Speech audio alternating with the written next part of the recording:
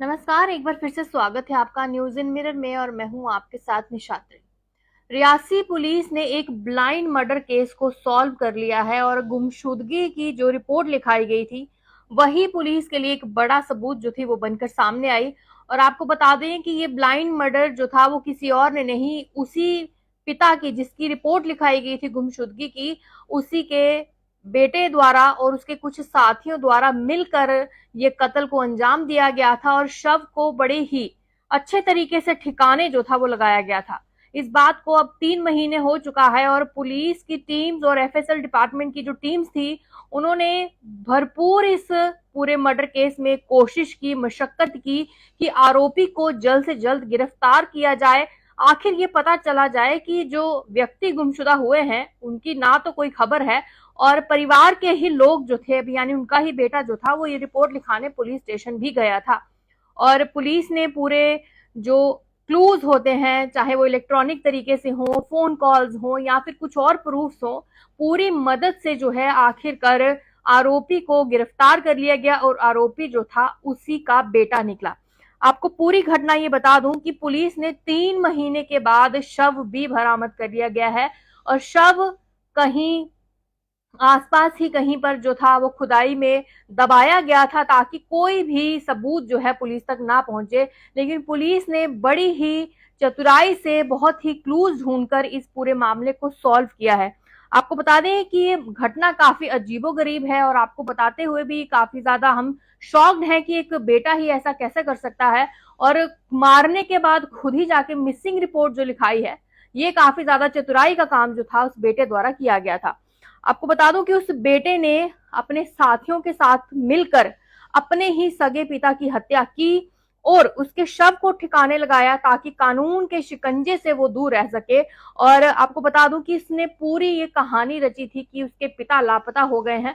उसके बाद वो पुलिस से मदद लेने भी गया कि उसके पिता जो हैं वो लापता हो गए। हालांकि ये पूरा कृत्य उसके बेटे द्वारा किया गया था, लेकिन परिवार के बाकी लोगों को संतुष्ट करने के लिए ये लापता की जो रिपोर्ट थी उसने पुलिस स्टेशन में जाके लिखवाई थी। और आपको ये भी बता दूं कि ये दिनांक 30 मार्च का पूरा वाक्य है 2023 का। एक व्यक्ति जिसका नाम दिलीप सिंह है जो कि पुत्र गोपीचंद निवासी टोटे तहसील भोगाम का है जो कि रियासी में पड़ता है। और आपको ये भी बता दूं कि पुलिस स्टेशन रियासी जो में वो उपस्थित हुए और वहीं पर ये पूरा मामला लिखित उन्होंने जो शिकायत थी वो दर्ज करवाई थी कि उसका भाई जो है परमजीत सिंह पुत्र गोपीचंद निवासी टोटे जो था, जो कि 27 मार्च से रियासी से ही लापता हो चुका है। और इस पर पुलिस स्टेशन रियासी ने भी एक गुमशुदा की जो रिपोर्ट है वो दर्ज कर ली, यानी रजिस्टर कर ली। और वही व्यक्ति परमजीत लापता था जो, उसकी तहकीकात के लिए रियासी पुलिस जो है वो जांच के लिए शुरू हो गई। पूरी टीम्स उन्होंने बनाई।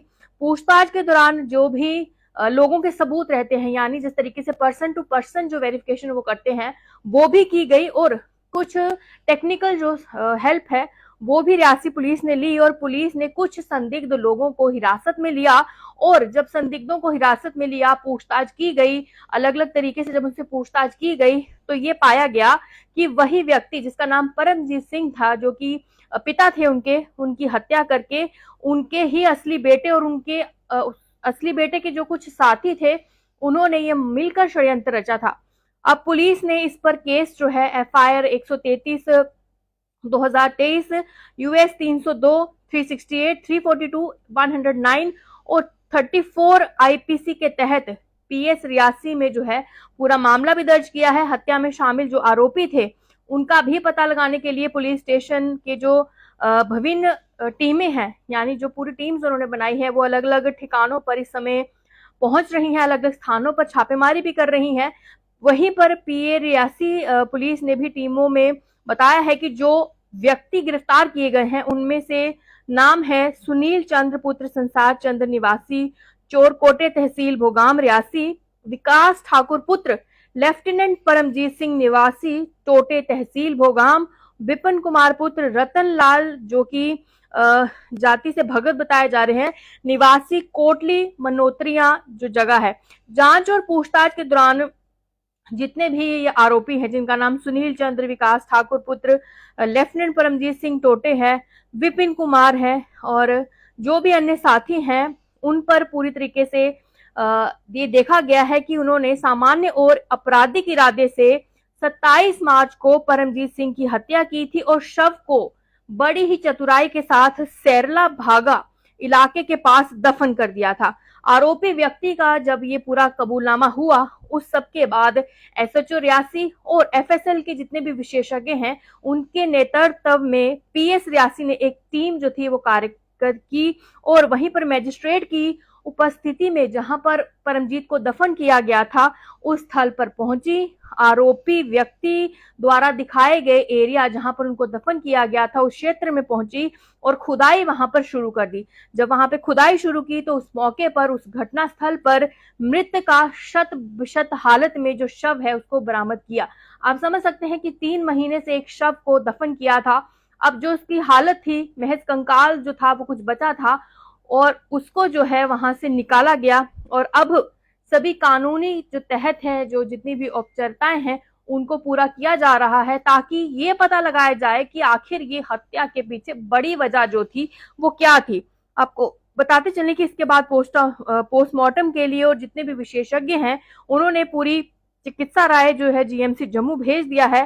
पूरे ऑपरेशन का जो नेतृत्व है अमित गुप्ता जो एसएचओ एसएसपी रियासी हैं और उनकी देखरेख में इंस्पेक्टर विजय शर्मा एसएचओ रियासी और नीरज पडियार डिप्टी एसपी मुख्यालय, उन सबकी सामने रिश्ते में ये सब कुछ हुआ है। 3 आरोपियों को गिरफ्तार किया गया है और परमजीत की हत्या के पीछे मकसद जो है वो पता लगाए जाने के लिए आगे की जांच जो है वो शुरू कर दी गई है।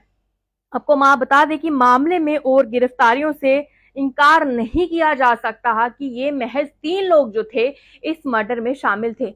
ऐसा भी हो सकता है कि और भी लोग जो हैं इस मर्डर में शामिल हो, और भी ऐसे लोग हो सकते हैं जो इन हत्या के पीछे हो, क्योंकि महज 2 और 3 आदमी इतना बड़ा जुर्म नहीं रच सकते हैं। गुमशुदगी की जो है रिपोर्ट लिखाते हैं ताकि परिवार को ये लगे कि गुमशुदा है पिता, तो इसका पता लगाया जा रहा है और पुलिस को गुमराह किया गया, परिवार को गुमराह किया गया और खुद हत्या की साजिश रची एक सगे बेटे ने और साथ ही थे उसके साथी। ये काफी चौंकाने वाला मामला जम्मू के रियासी से सामने आया है।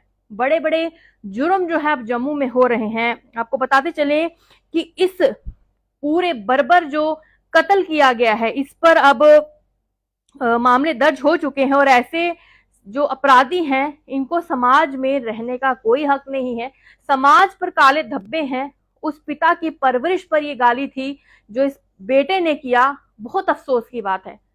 ऐसी अगर एग्जाम्पल समाज में सेट होंगी तो एक पिता का अपने बेटे से, और एक बेटा जिसकी परवरिश एक पिता दिन रात करता है, काफी ज्यादा सवाल यहाँ पर उस बेटे पर उठ रहे हैं कि क्या उसके पिता की परवरिश में कोई कमी थी। बहुत ही शर्मनाक वाकया है ये। आपको बताते चलें कि अब कहीं ना कहीं पुलिस ने पूरे मामले, पूरे एफआईआर धाराएं जो है लगा दी गई हैं, लेकिन ये भी जांच की जा रही है और पता लगाया जा रहा है कि आखिर उसने ये सब कुछ क्यों किया। अगर जायदाद का मामला है, जमीन का मामला है, तो वो मांग कर भी लिया जा सकता था।